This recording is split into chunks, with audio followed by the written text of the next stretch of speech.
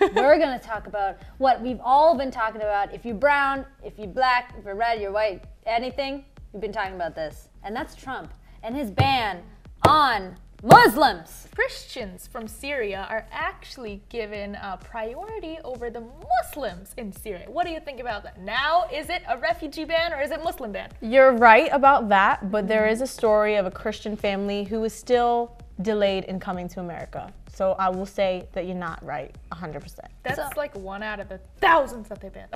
I don't believe that it is correct, but I know Obama initiated this way before.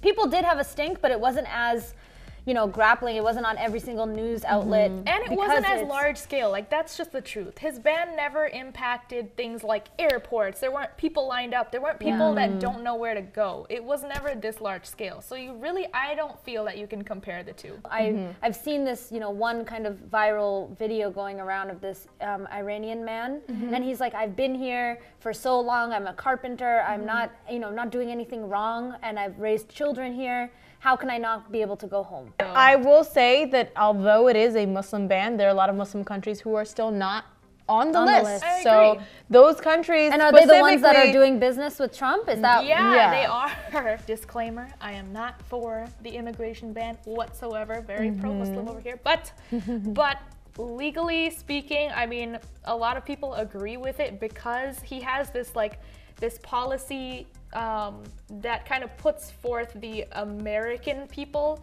Like, basically he wants to control the borders, enforce immigration laws, and put our own workers first. Yeah. Which isn't the worst idea. What about the people who are immigrants who are still, they don't have their green cards, but they're here and they work? So is he going to put them in priority? Yeah, exactly. He doesn't want them to be working because according to his... It's taking away jobs from Americans who were born in America. And I've seen the standpoint jobs were taken away, but whether you like it or not, because of the Industrial Revolution. So we can't just say that because of immigrants coming, who helped Industrial Revolution happened. I'm in total agreement. I mean, if you think about it, we are immigrants. What's worse is that I've seen family friends and I've seen having this opinion of Trump's ban is good because this is good.